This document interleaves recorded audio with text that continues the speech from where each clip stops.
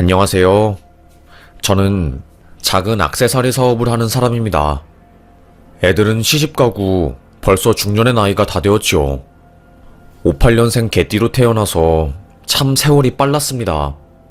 고생도 많이 하고 힘든 일도 슬픈 일도 다 훌훌 지나가고 이제는 거울 속에 주름진 제 얼굴이 세월을 대신할 뿐이었지요. 저는 어릴 때부터 찢어지게 가난했어요. 하지만 부모님만큼은 가난한 마음이 아니었습니다. 순이야, 너는 가난하다고 기죽으면 안 된다. 사람들은 대부분 겉모습만 보고 판단을 해.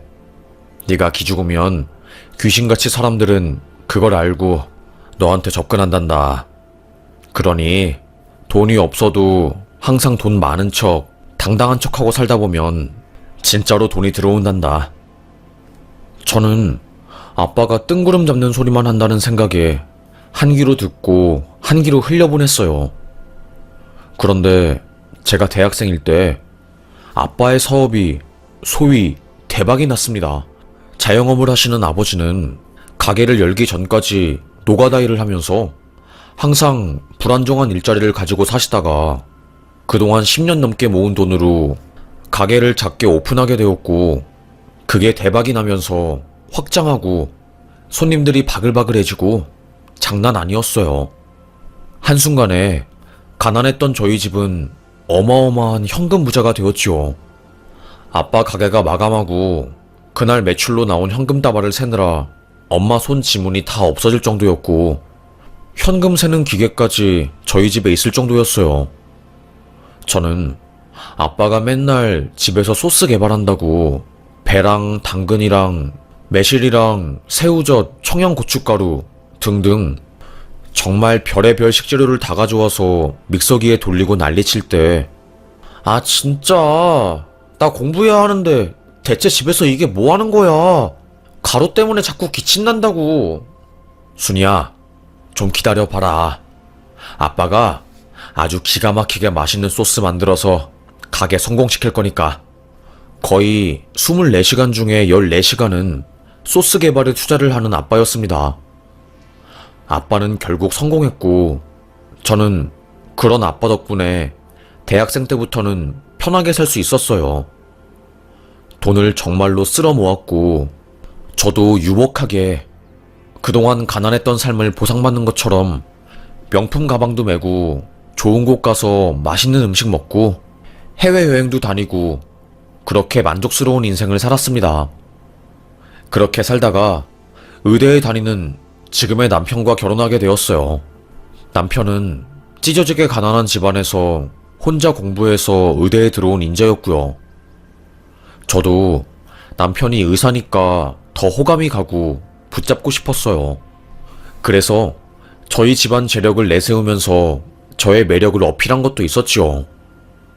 저와 남편은 결혼에 성공했고, 특히나 우리 아빠가 남편을 좋아했어요. 남서방은 성실하게 살아왔으니 의대에 합격한 거고 참 대단하다네.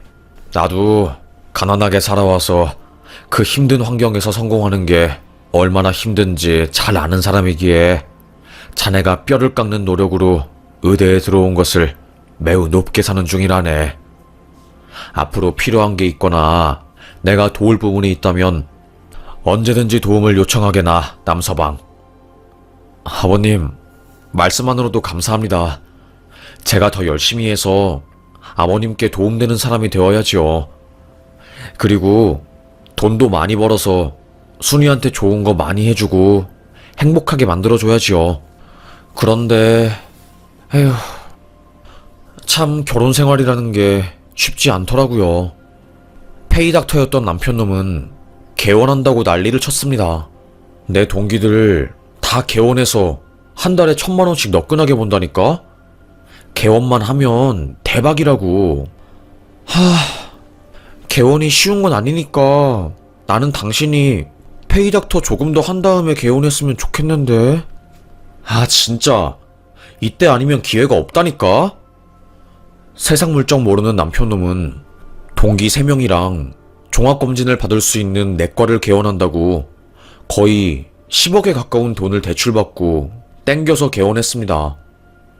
그런데 여러분도 아시다시피 판이 크면 클수록 손해볼 위험도 크잖아요. 제 남편은 쫄딱 망했습니다. 그냥 망한 것도 아니었어요. 완전히 박살이 났지요. 왜냐하면 남편이랑 같이 개업하기로 한 동기 2명이 개업 전에 돈을 안 주고 튀었던 겁니다. 야, 미안하다. 너무 무서워서, 너무 크게 일을 벌이는 것 같아서 나는 여기서 빠질게. 그게 무슨 소리야. 이미 4명이로 대출 다 하고 병원 계약까지 했는데. 야, 이건 아니지. 이런 식으로 행동하면 안 되지. 남편의 친구들은 도망갔고 남편 혼자 그 큰 병원을 개원했지만 손님은 한 명도 오지 않았어요. 그도 그럴 것이 종합검진을 할 거면 큰 병원에 가서 하지 굳이 동네에 있는 병원에 갈 필요는 없잖아요. 적자가 어마어마하게 커졌고 결국 저희 남편은 손 한 번 제대로 쓰지 못하고 쫄딱 망해버렸습니다. 빚만 10억이었고 생활비도 못 받는 처지가 되자 우리 아빠가 남편을 진짜 많이 도와줬어요. 남서방, 얼마나 힘들겠어. 빚이 한두 푼도 아니고. 에휴, 어쩌면 좋나 남서방. 그러게요, 아버님. 장인어른, 저 요즘 힘들어 죽을 것 같아요. 딸내미 얼굴 볼 자신도 없고 마누라한테는 죄 지은 것 같아서 집 들어갈 때 마음이 너무 무거워요. 마누라 말 들을 걸. 괜히 무리해서 개원하는 바람에 다 날려버리고. 저 이제 어떻게 해요?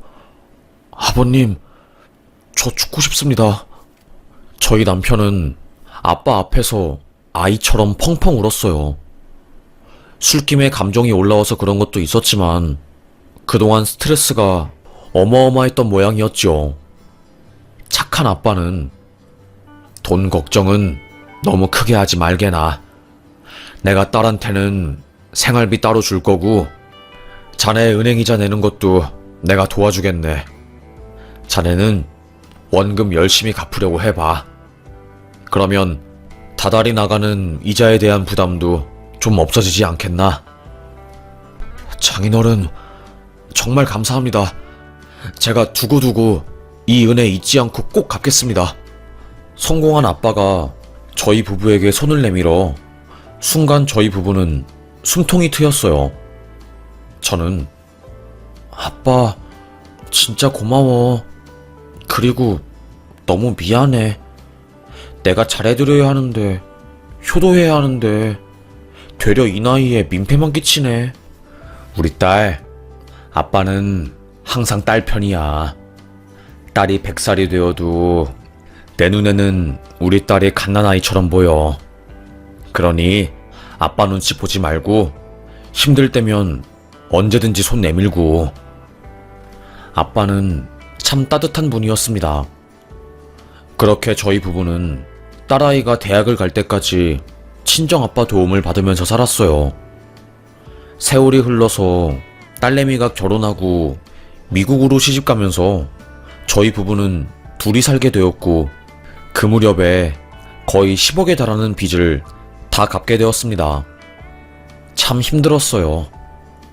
그래도 빚이 사라지니까 마음이 후련하더라고요. 남편도 그 이후로는 마음 가볍게 페이닥터 일하면서 살았고 저는 아빠 가게 일을 도와드렸습니다. 한참 아빠 가게에 손님들이 많이 오시는데 아빠가 안 보이는 거예요. 뒤에 있는 창고에 가서 김치를 가져오겠다고 말한 지 30분이 넘었는데도 주방에 안 들어오니까 저는 아니, 아빠 뒤에서 뭐 하시는 거야 진짜. 답답하네. 어? 아빠? 아빠 왜 그래? 아빠! 창고에 가보니 아빠가 쓰러져 있었고 입에 거품을 물고 있었어요. 저는 가게로 뛰쳐가서 혹시 여기에 의사 있어요? 의사 있습니까? 손님들은 아니 무슨 일이에요? 네? 구급차 불러드릴까요? 네, 빨리 불러주세요. 우리 아빠가 쓰러지셨어요. 다행히 밥을 드시러 온 손님분 중에서 응급구조사가 있으셨고 긴급처치를 하면서 구급차에 이송되었어요. 정밀검사를 받은 아빠는 대장 쪽에 암이 있다는 판정을 받으셨고 극심한 고통으로 인해서 쇼크로 쓰러진 거였습니다. 더불어 간질 증상까지 나타나면서 입에 거품을 물고 기절한 거였고요. 아빠, 이게 대체 무슨 일이야? 그동안 이렇게 아팠는데 왜 나한테 말 안 했어? 정말 마음 아프네. 난 몰랐지. 아빠가 이렇게 아픈지.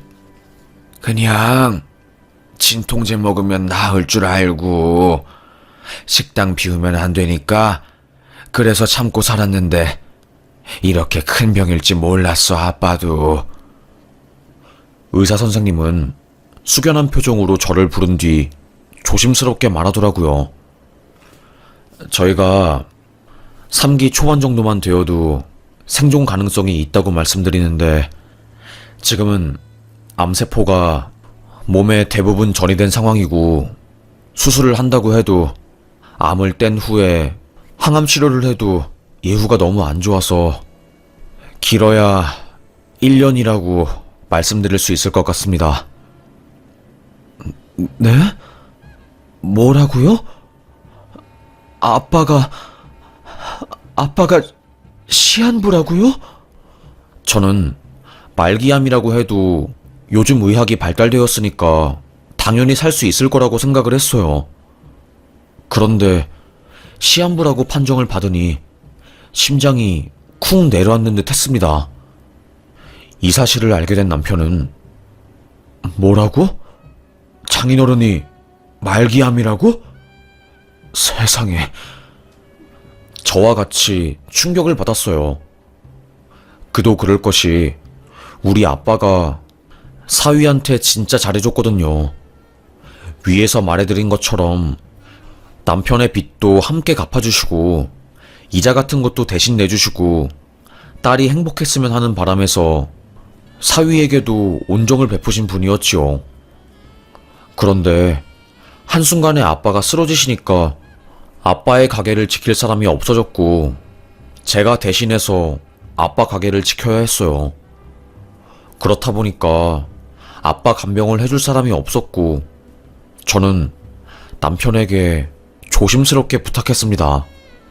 당신이 그래도 내과 의사니까 아빠 마지막 간병을 좀 해주면 안 돼? 아빠가 당신한테 지금까지 해준 것도 있고 그러니까 당신이 전문가니까. 남편은 잠시 고민한 듯한 표정을 짓다가 그래, 당연히 내가 할 일이지. 아버님 도움 없었으면 지금의 나도 없으니까. 남편은 거동도 못하시고 부축하는 사람이 없으면 용변도 못 보시는 상황인 아빠의 모든 부분을 간병해 주었어요. 정말로 소위 똥도 닦아주고 뭐 밥도 먹여주고 별의 별거를 다 해줬죠. 저는 미안해. 여보한테 너무 무겁고 힘든 일을 시킨 것 같네. 나도 최대한 일 끝나고 병원 바로 가서 간병하도록 할게. 아니야. 나 레지던트 할 때는 이것보다 더한 것도 많이 했어. 이게 내 일인데 뭘. 하나도 안 힘들어. 남편의 그 한마디에 따뜻해졌습니다. 그런데 참 웃긴 게 그런 남편이 바람을 피웠더라고요. 제가 이걸 어떻게 알았냐면 아빠 간병하느라 집에 안 들어오는 남편 때문에 집안이 어지럽혀져 있길래 청소를 하다가 남편이 예전에 쓴 핸드폰을 발견했어요. 어? 이거 뭐야? 이 핸드폰 아직도 있네? 핸드폰 켜지면 팔아야겠다. 핸드폰을 충전해서 전원을 켠 순간 그야말로 판도라의 상자가 열린 거였지요. 문자 메시지 같은 게 남아있었고 거기서 남편이 여자 나오는 업소를 수도 없이 많이 다녔다는 것을 알게 되었고 페이닥터 할 때 저 몰래 거기서 일하는 간호사랑 바람 피우고 오피스 와이프도 따로 두었다는 걸 알게 됐어요. 오빠, 우리 남편이 내가 오빠랑 너무 연락 많이 한다고 의심하네. 앞으로 연락은 좀 줄이고 무인 모텔에서 만나서 이야기하는 걸로 하자. 내가 주소 보내주면 거기로 와. 알겠지? 이런 문자들을 보고 저는 충격받았습니다. 그래도 저희 남편 열심히 일하고 가정에 충실한 줄 알았는데 뒤에서 여자를 만나고 있다는 거에 충격을 너무너무 크게 받았어요. 혼란스러워서 친구에게 말하니까 남자들은 좀 그렇잖아. 아무리 마누라가 이쁘고 잘 나가도 처음 본 여자가 제일 이쁘다는 말이 있잖아. 그런 말이 왜 나오겠어? 그만큼 한눈 잘 파니까 그런 말이 나온 거지. 에휴, 그리고 네 남편이 지금 장인어른 간병한다며. 그게 쉽니? 예전에야 그냥 정신 못 차리고 불륜질했다면 지금은 그래도 정신 차렸으니까 장인어른 간병하고 그 개고생을 떠맡은 거 아니야. 네가 지금 남편 불륜 사실 폭로한다고 해서 너한테 좋은 것도 없으니까 그냥 가슴에 묻고 가. 그게 너한테 제일 최선인 것 같아. 친구의 조언에 저는 마음을 먹었어요. 남편의 불륜은 가슴속에 묻고 평생 동안 꺼내지 말아야겠다 라고요. 솔직히 판도라의 상자를 연 이후 남편에 대한 호감이나 마음이 뚝 떨어진 것은 사실이었어요. 그래도 남편은 아빠를 간병해주고 있으니까 제가 안고 갈 숙제라고 생각했죠. 그러다가 아빠의 상태가 더더욱 악화되었고 저는 아빠 식당을 접고 남편과 함께 아빠를 간호했습니다. 남편과 함께 아빠를 간호하면서 남편이 여전히 저 몰래 불륜질을 한다는 것을 전 알게 됐습니다. 새벽에 병원 간이 침대에서 자는 게 너무 몸이 불편해서 병원 로비에서 이불을 덮고 잠을 자고 있었습니다. 그래 자기야. 내가 요즘에 장인 간병하느라 몸 아파 죽겠어. 진짜 빨리 이놈의 장인어른은 죽기나 할 것이지. 참 늙은이들이 명줄은 길어요. 시한부 판정 받고도 아득바득 숨쉬는 거 보면. 에휴, 장인어른 돌아가시고 재산 물려받으면 내가 우리 애기한테 가방 하나 사줄게. 샤넬이나 구찌. 그래 알겠어. 호캉스도 같이 가자. 억장이 무너지는 듯 했습니다. 저는 속으로 그럼 지금까지 우리 아빠 간병해준 건 순수한 마음이 아니라 우리 아빠한테 한 푼이라도 더 뜯어내려고 그런 거였어?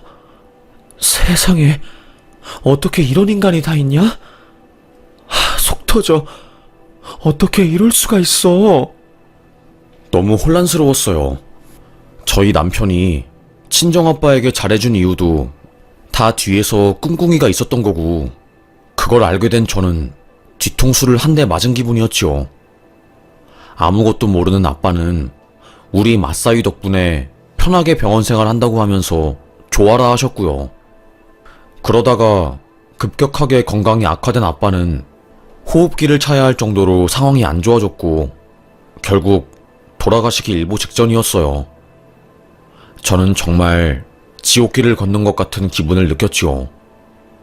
아빠는 아프시지 남편은 바람 피웠지 죽겠더라고요.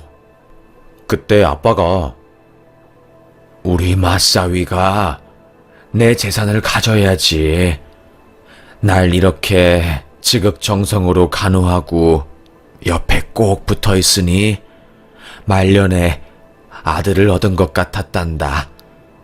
맞사위 덕분에 의사사위를 둔 덕분에 정말 행복했어.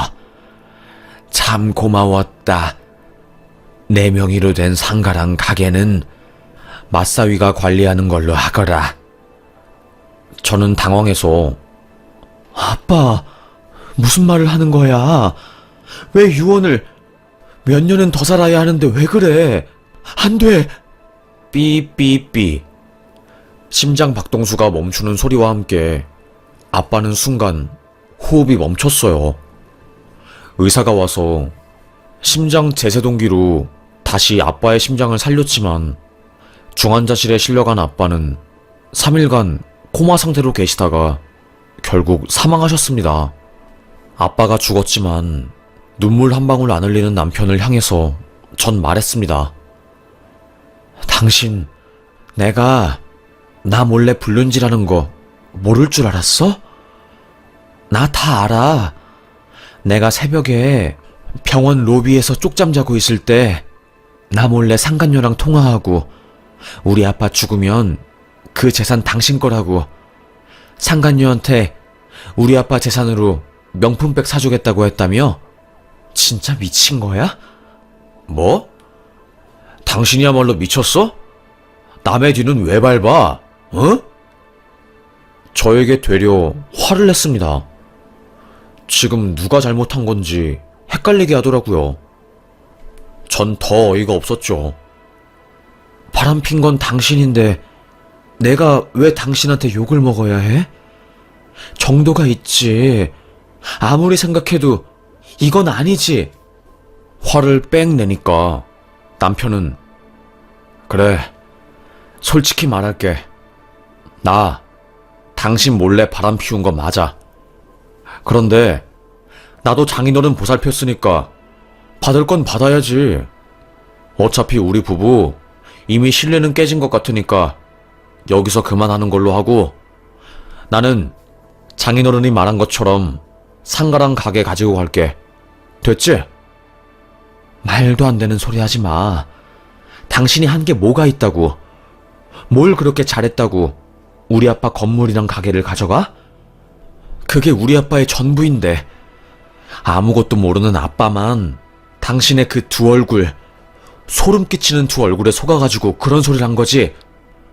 남편은 저의 말에 코웃음을 치면서 빈소를 나가더라고요. 손님들이 올 때만 빈소를 지키고 손님 없으면 바로 빈소를 나가서 딴청을 피우는데 열이 부글부글 올라오는 겁니다. 최소한 아빠한테 예의는 지켜야지. 나랑 곧 이혼할 거라고 우리 아빠 돈 가지고 갈 생각에 슬픈 것보다 기쁘고 싱글벙글 웃음이 나지?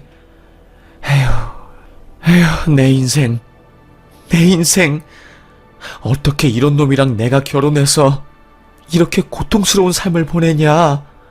그러게, 결혼 잘하지 그랬어. 남 이야기 하듯이 말하는 남편의 뺨을 찰싹 때렸습니다. 죽어! 펑펑 울면서 제가 악을 질렀고 장례식장 관계자들이 와서 사태 파악을 했어요. 저를 말렸고 남편은 저를 위아래로 쳐다본 뒤 재수없는 사람 본 것처럼 혐오스러운 표정을 짓더라고요. 불륜을 들킨 이후에는 아주 막장으로 나가는 것 같았습니다. 우리 아빠도 돌아가시고 재산도 받을 생각에 싱글벙글한 거죠. 제가 고통스럽고 힘들어하는 것은 안중에도 없는 것 같았습니다. 겨우겨우 발인을 마치고 집으로 돌아와서 아빠의 유품이랑 가게를 정리하고 있는데 친구가 그러더라고요. 너희 아빠가 돌아가시기 직전에 유언 남기셨다며?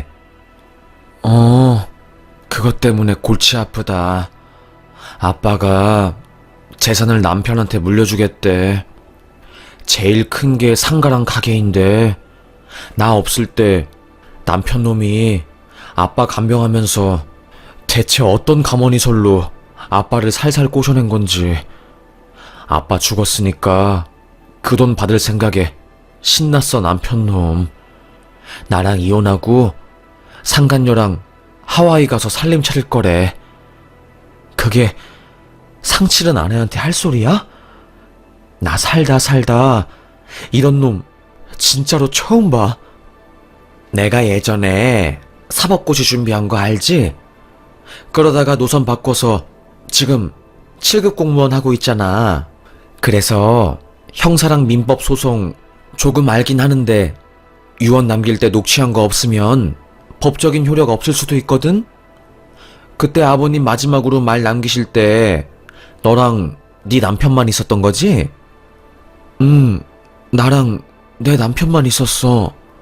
그래, 너만 입 싹 닫으면 되는 거야. 변호사 찾아가서 이거 관련해서 자세히 물어봐. 분명히 답이 나올 거야. 헐, 알겠어. 고맙다. 역시 너밖에 없다. 나 진짜 힘들었는데 네 덕분에 돌파구가 보인다. 저는 그날 바로 변호사를 찾아갔어요. 아빠 가게 운영할 때 법적 관련해서 자문을 해주신 변호사분이 계셨고 겨우겨우 명함을 찾아서 연락을 한 뒤 찾아뵈었지요. 변호사님, 이런 경우에 저희 남편은 어떻게 되는 건가요? 효력이 있는 걸까요? 이것 때문에 미치겠어요. 아빠는 남편이 바람 피우는 것을 모르고 임종 직전에 유산을 남편한테 물려준다고 발언을 한 상태고 남편은 그거 듣고 그것만 믿고 이렇게 온 동네방네 난리치면서 살고 있어요. 일단 녹음이나 녹취록이 없어서 법정에서 증거로 쓰이기는 거의 힘들 것 같고요. 어떠한 공증이 된 형태로 유언장이 있어야지 재산을 분할할 때 효력이 발생하는데 그게 없으니까 현실적으로 남편분께서 재산 분할을 받는 건 불가능할 것 같습니다. 이 부분에 대해서 걱정할 필요는 없어요. 정말인 거죠? 저 변호사님만 믿으면 되는 거죠? 네, 맞습니다. 걱정하실 필요 없습니다. 정말 너무너무 감사합니다. 진심으로 머리 숙여서 감사합니다. 계속해서 제 마음을 짓누르는 무언가가 싹 하고 내려가는 듯한 기분이 들었어요. 아빠 사망 신고를 하고 나머지 서류를 정리한 뒤 세무사를 찾아가서 재산을 확인했습니다. 외동딸인 저에게 아빠의 가게와 상가, 그리고 현금 등등이 상속되었어요. 사실 아빠가 돌아가셨는데 돈이 뭐가 중요하겠어요. 전 바로 이혼 소송도 준비했습니다. 이미 남편의 예전 핸드폰에 불륜의 증거가 있는 상황이었기 때문에 이혼 소송에서 제가 불리한 것은 하나도 없었어요. 그런데 갑자기 제가 사는 집에 날아온 고소장, 심장이 쿵했습니다. 뭐야? 이게 뭐야? 누가 보낸 거야? 손이 덜덜 떨리더라고요. 알고 보니 남편이 변호사를 대동해서 우리 아빠 재산 관련한 소송을 한 거였습니다. 본인이 우리 아빠에게 받은 유언장이 있다고 하면서 증거로 쓴다는 거였어요. 저는 두려운 마음에 당장 변호사한테 달려갔어요. 이거 어떻게 합니까? 보니까 이게 진짜인지 아닌지도 확인이 불가능하고 아버님이 진짜로 이 유언장을 쓴지 안 쓴지에 대한 감정은 법원에서 확인하는 건데 확인 불가 판정이 나올 가능성이 많아요. 뭐 어떤 변호사를 믿고 사위가 장인어른 재산에 관해서 소송을 거는지 모르겠는데 장인어른이 일군 재산에 대한 기여도도 거의 없다시피 하고 마지막에 아버님이 아프셨을 당시에 6개월 정도 의사 사위로서 간병을 한 거에 대한 기여도도 재산 분할에 있어서 거의 영향을 끼치지 않을 겁니다. 걱정하지 않으셔도 되어요. 그리고 그 증거라고 내민 거 거의 소용없을 가능성이 매우 농후합니다. 결국 저희 변호사님이 예상한 대로 흘러갔습니다. 너무 다행이었어요. 남편의 소송 자체는 경찰에서 아예 송치 자체를 안 해버렸습니다. 나중에 이의 신청을 하긴 했지만 그것도 거의 뭐 증거가 없다시피 했기 때문에 검찰에서 받아주지 않았어요. 나중에 저는 남편에게 너는 의사면 뭐하냐?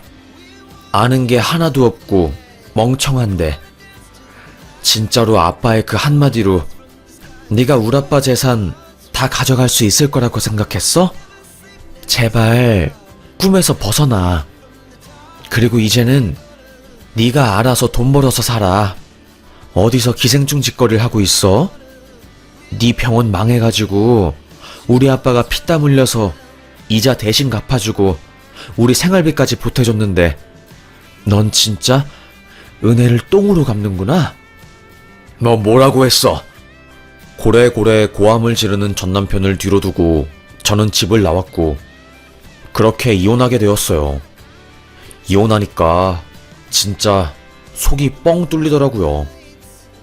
친구들과 함께 술 마시면서 야, 진짜 사람 사이 멀어지는 거 한순간이다. 난 내가 이렇게 이혼할 줄은 꿈에도 몰랐어. 그래도 그 전까지는 사이가 좋았거든. 그러다가 불륜질한 거 알게 되니까 남편한테 정남이 뚝 떨어지고 거기에 우리 아빠 돈 노리고 간병한 사실까지 알게 되니까 진짜 너무 어이가 없네. 아휴, 참 인생이 뭐 이러냐? 다 그렇지. 그놈 자식은 은혜도 모르고 나중에 천벌 받을 거야. 그런 애들은 꼭 나중에 천벌 받더라고. 진짜 너 걱정하지 마. 이제는 행복하게 살자. 지금까지 열심히 살았으니까. 야, 고맙다. 그렇게 말해줘서 진짜 너무너무 고마워. 친구의 위로를 받은 저는 이혼으로 인한 힘든 감정들을 조금씩 털어놓고 있었어요. 그러다가 저희 남편의 가까운 지인이자 제가 아는 동생이 갑자기 저에게 전화를 한 겁니다. 누나, 그거 들었어? 뭘 들어? 아니, 누나 전남편. 그러니까 그 의사 형 장난질하다가 이번에 깜빵 갔잖아. 그게 무슨 소리야? 장난질을 하다가 깜빵을 갔다니 무슨 말이지? 그 형이 돈 벌겠다고 강남 성형외과에서 부잣집 사모님들 상대로 우유 주사 같은 걸 놔줬나봐. 우유 주사가 뭔데? 있어. 그 맞으면 잠 잘 오고 1시간만 자도 몇 시간씩 푹 잔 것 같은 효과 주는 주사. 그게 사실 마약류로 관리되어서 함부로 쓰면 안 되는데 그 형 돈에 눈 멀어가지고 거액 받으면서 그 약 몰래 빼돌려서 투약했나봐. 저번에 8시 뉴스에 나왔잖아. 진짜 난리도 아니었어. 헐, 진짜야? 알고 보니까 전 남편은 저랑 이혼한 이후로 각성을 한 것인지 어떻게든 돈 벌겠다고 강남 성형외과로 들어간 거였어요. 자기는 성형외과 전문의가 아니니까 비전문의로서 환자들 얼굴에 손대는 것은 예후가 안 좋을 것 같으니 자기 의사 면허를 활용해서 금지된 약물에 손을 댔고 그걸로 거의 수억을 벌었다고 하더라고요. 전 남편이 근무하는 병원에서 유독 심하게 그 약물을 많이 쓰니까 보건당국에서 조사가 온 거고 그때 거기 조무사들이 차트 조작한 거를 양심선언해서 싹 다 들킨 거였습니다. 약물 관리가 제대로 안 되고 있는 것이 들통이 났고 그걸 주도한 전 남편의 혐의가 특정되면서 구속영장이 내려와서 구속된 거였어요. 그게 이제 언론에 나오면서 크게 대서특필되고 의사 면허 남용에 대한 논의가 엄청 활발하게 일어난 거죠. 그래서 결국 남편은 의사임에도 불구하고 실형을 선고받았다고 하더라고요. 보통 의사들은 아무리 죄를 지어도 면허 때문에 실형까지 선고를 안 받는데 너무나도 충격적이었습니다. 비록 전 남편이긴 하지만 한때 남편이었기 때문에 그 사람이 감옥에 간다는 것은 참 저에게는 쇼크였어요. 그 형 돈돈거리고 은근히 속물인 거 티났는데 결국엔 이렇게 깜빵에 가는구나. 참 대단하다 대단해.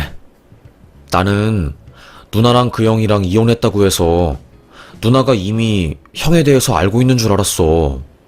그런데 모르는 것 같아서 혹시나 해서 전화해봤는데 세상에 진짜 누나 이혼하길 정말로 잘했어. 진짜 잘했어. 와, 그러게 말이야. 사람이 변하네, 진짜. 참 무섭다, 나도. 이젠 누굴 믿고 만나냐? 그러게. 아는 동생과 저는 전 남편에 대한 이야기를 한참 동안이나 했습니다. 속이 다 시원하더라고요. 비록 전화통화긴 했지만 그놈의 영악하고 소름 끼치는 두 얼굴에 대해서 말을 하니까 1시간, 2시간이 후딱 가더라고요.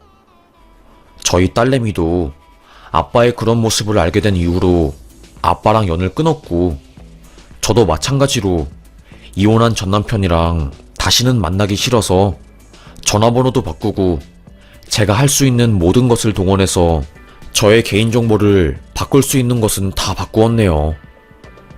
징역 1년 8개월 받았던데 감옥에서 아주 피눈물 흘리면서 참회하고 있을 것 같습니다.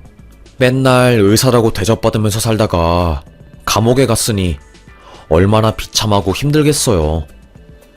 제발 거기 가서 정신을 좀 차리고 반성도 하고 살았으면 좋겠네요. 에휴 참.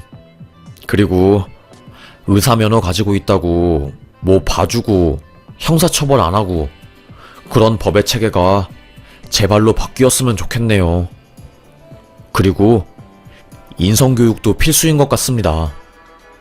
아빠 돌아가시고 나서 많은 일들로 인해서 상처도 많이 받고 심적으로 정말로 힘들었지만 그래도 시간이 흐르면서 제 감정 상태에 대해 잘 돌아볼 수 있게 되었고 지금은 아주 편안하고 감사한 상태로 하루하루 잘 살고 있네요.